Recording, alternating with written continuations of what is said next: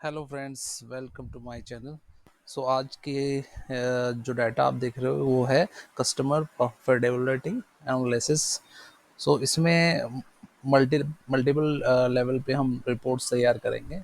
जैसा कि देख रहे हो आप, इस डाटा में सबसे पहले डेट है, रीजन है, सेल्स से रिलेटेड डाटा है, और कस्टमर वाइज, और कितनी हमारी सेल्स है, कितनी यूनिट सेल हुई है, टारगेट क्या था, अचीवमेंट क्या है, और उसकी कॉस्टिंग क्या थी। जो हमने सेल किया है उसकी कॉस्ट क्या थी। सपोज मैंने एक मटेरियल सेल किया है 1,000 रुपये का, उसकी कॉस्ट थी 350 रुपये।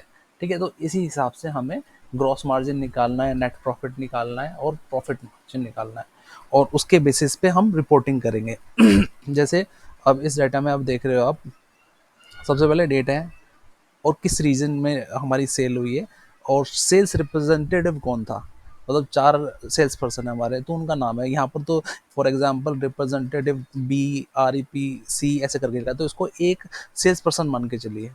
प्रोडक्ट कौन सा प्रोडक्ट है, 10 टाइप के प्रोडक्ट हो सकते हैं, प्रोडक्ट A B C 1 2 3। ठीक है, कितनी यूनिट सेल हुई हैं, और यूनिट का, एक यूनिट का प्राइस कितना था, टोटल सेल कितनी होगी। ठीक है, तो सेल कितनी होगी, यूनिट इनटू यूनिट प्राइस। ठीक है, unit sold into unit price. Right, target इतना था। अगर ये ढंग से दिखाई दे रहा है, मैं थोड़ा बड़ा कर देता हूँ इसको। ठीक है, टारगेट हमारा इतना था, सेल्स अचीवमेंट कितनी हुई, ये परसेंटेज है, परसेंटेज है। अब देखो कैसे निकली है। टोटल हमारा टारगेट कितना था, ये हमारा टारगेट था। ठीक है, और टोटल सेल कितनी है, 1480 हुई है। अचीवमेंट कितना हुआ हमारा, तो total sale divided by target. अब मैं इसको परसेंटेज में लेके आऊं, तो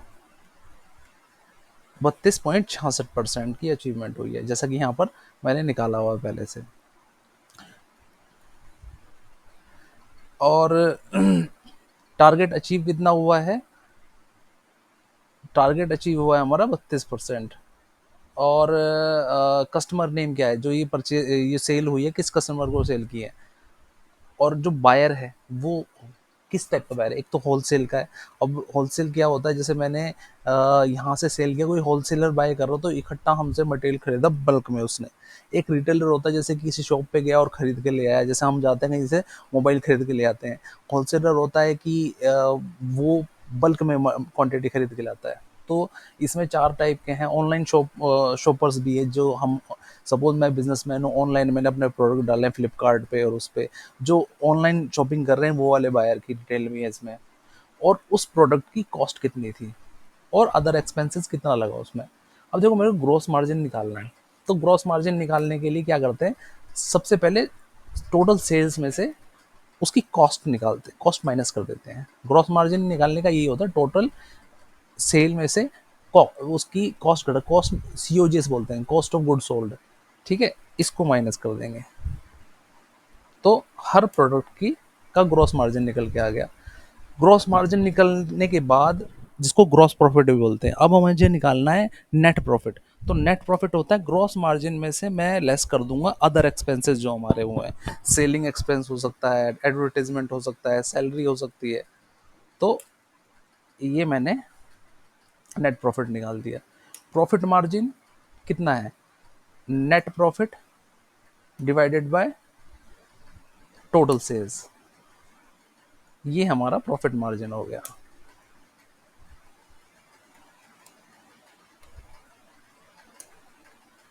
ठीक है, तो हमारा ये डाटा तैयार हुआ है। अब हम इस पे रिपोर्टिंग करते हैं। रिपोर्टिंग बनानी है, अगर हमें इसका एनालिसिस करना है डाटा का, तो हम एक पिवट तैयार करते हैं। ठीक है, अब मुझे देखना है किस रीजन में कितनी सेल हुई है। ठीक है, तो यहाँ पर आपको साइड में यहाँ दिखाई दे रहा है, राइट हैंड साइड में रीजन। तो मैं इसको रो में लेके आता हूँ। अब 4 रीजन आ रहा है, ईस्ट नॉर्थ साउथ वेस्ट। अब मुझे देखना है इनमें सेल कितनी कितनी हुई है। अब हमें देखते हैं सेल। टोटल सेल हमारी हुई है, इसको उठाएंगे हम यहाँ से और वैल्यूज में लेके आ जाएंगे। टोटल सेल है हमारी 2,77,054 रुपये। टारगेट कितना था? टारगेट को भी हम यहाँ लेके आ जाते हैं, राइट। इसको थोड़ा बड़ा कर लेता हूँ मैं। अब अगर हम इसको देखें,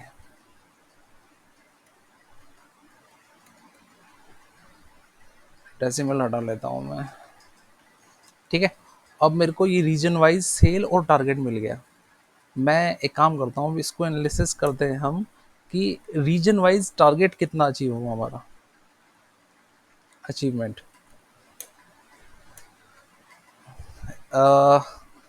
टोटल सेल थी हमारी, टारगेट था इतना 54,000 का, और सेल कितनी हुई 49,000 की। तो टोटल हम, अब देखो क्या हुआ, टोटल सेल हुई है, टारगेट हमारा इतना था, तो हम यहाँ पर हमारा टारगेट अचीव नहीं हो पाया, ईस्ट में टारगेट अचीव नहीं हो पाया। तो मैं काम करता हूँ, अब इसमें मैं हाईलाइट कर लेता हूँ जहां पर टारगेट अचीव नहीं हो पाया, ठीक है। वो कैसे हाईलाइट होगा? कंडीशनल फॉर्मेटिंग में जाएंगे, हाईलाइट, हाईलाइट कंडीशन करने, लेस देन, कंडीशन देनी पड़ेगी less than zero, less than zero highlight हो जाएंगे। अब ये हाईलाइट हुआ, इसका मतलब कि यहाँ सेल जो टारगेट था उससे कम सेल हुई है। और कहाँ पर हमारी सेल सबसे अच्छी हुई है? वेस्ट में हुई है, वेस्ट इंडिया में हुई है, जिसमें कि 92,000 का टारगेट था, हमने 94,000 की सेल करी है, ठीक है। अब देखो ये कंडीशनल फॉर्मेटिंग जैसे मैंने लगाई है, सपोज यहाँ पर हमारा टारगेट ज़्यादा था, सेल कम हुई है। सपोज अगर सेल हमारी ज़्यादा हुई तो सेल, टारगेट 54,000 था और सेल हमारी 60,000 हुई होती। मैं एक एग्जांपल के लिए मैं यहाँ ये फिल कर देता हूँ। अब देखिए ये यहाँ से हाईलाइट अपने आप हट गया, ठीक है। और जैसे ही प्लस में जाएगा तो ये हाईलाइट हट जाएगा, और बेसिकली ये इंडिकेटर की तरह काम करेगा कि कहीं भी नेगेटिव वैल्यू आएगी तो इंडिकेट कर देगा, हाईलाइट कर देगा, सीधा उस पर पॉइंट आउट कर देगा कि यहाँ पर नेगेटिव फिगर्स है, राइट। ये तो हो गया हमारा टारगेट वर्सेस। अब देखो इसमें हम परसेंटेज निकाल सकते हैं अब कि कितनी परसेंट अचीवमेंट हमारी हुई है। वो हमारी निकलेगी this divided by, okay, achievement percentage.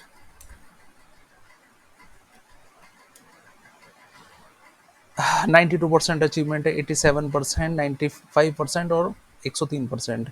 तो सबसे कम अचीवमेंट हमारी नॉर्थ में हुई है, और 103% सबसे ज़्यादा वेस्ट में हुई है हमारी अचीवमेंट, राइट। अब इसके बाद हम और दूसरा कौन सा लेके चल सकते हैं हम, सेल्स रिप्रेजेंटेटिव। इसकी हम देख सकते हैं इनकी परफॉर्मेंस कैसी रही है। तो इसी के डाटा को मैं चेंज कर लेता हूँ। अब मैं यहाँ से हटा देता हूँ रीजन, और सेल्स रिप्रेजेंटेटिव का कॉलम मैं उठा लेता हूँ, इसको यहाँ पर लेके आ जाऊँगा मैं। अब यहाँ पर आप देख सकते हो सेल्स पर्सन किसकी क्या परफॉर्मेंस है, इसको उठा के मैं नीचे लेके आ जाता हूँ और यहाँ पेस्ट कर लेता हूँ। सिमिलरली जैसे ऊपर किया है ना हमने, अब मैं इसको अचीवमेंट को कॉपी पेस्ट कर लेता हूँ नीचे, फॉर्मूला तो लगा ही हुआ है वहाँ पर। अब देखो यहाँ पर क्या है, सेल्स पर्सन जो डी है, डी, उसने अपने टारगेट अचीव कर लिया है, और टारगेट से भी ज़्यादा सेल उसने की है, 93,000 की सेल की है, जबकि उसका जो टारगेट था वो 78,000 का था। बाकी सारे ही अंडर अचीव्ड है, मतलब उन्होंने अचीवमेंट पूरी नहीं की है टारगेट की अपनी। और कितना परसेंट अचीव हुआ है टारगेट का, तो अचीवमेंट परसेंटेज देख लेते हैं। सिंपल है, जैसे वो ऊपर फॉर्मूला लगा हुआ है तो कॉपी पेस्ट करता हूँ मैं इसे, और यहाँ पर देखिए सबसे कम अचीवमेंट हमारी रिप्रेजेंटेटिव बी ने करी है, 71%। डी ने सबसे ज़्यादा की है। ऐसे ही देखो रीजन अगर देखोगे ना आप, रीजन डी में सबसे, रीजन वेस्ट में सबसे ज़्यादा सेल हुई है।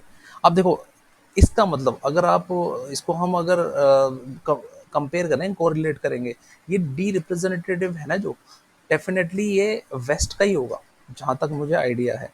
एक बार जाके देखते हैं यहाँ पर, इसको कोरिलेट कर रहा हूँ, हो सकता है मैं गलत हूँ मे बी। अब मैं डी को देखता हूँ। डी, डी डी ने हर जगह किया है, सॉरी, डी ने हर जगह किया है, बट वेस्ट में सबसे ज्यादा किया है।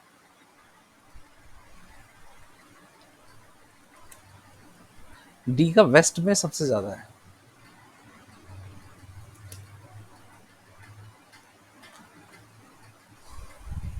ओके, चलो ठीक है। अब इस नेक्स्ट लेवल पे चलते हैं हम।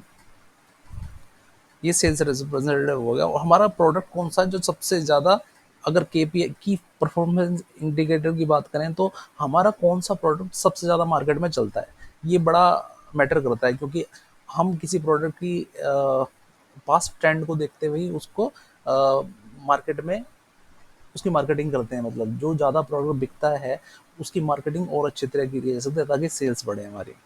ठीक है, तो अब हम क्या करते हैं, प्रोडक्ट वाइज देखते हैं। इसी में, इसी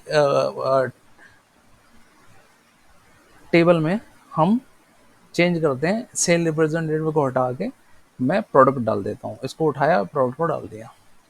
अभी 4 प्रोडक्ट हैं।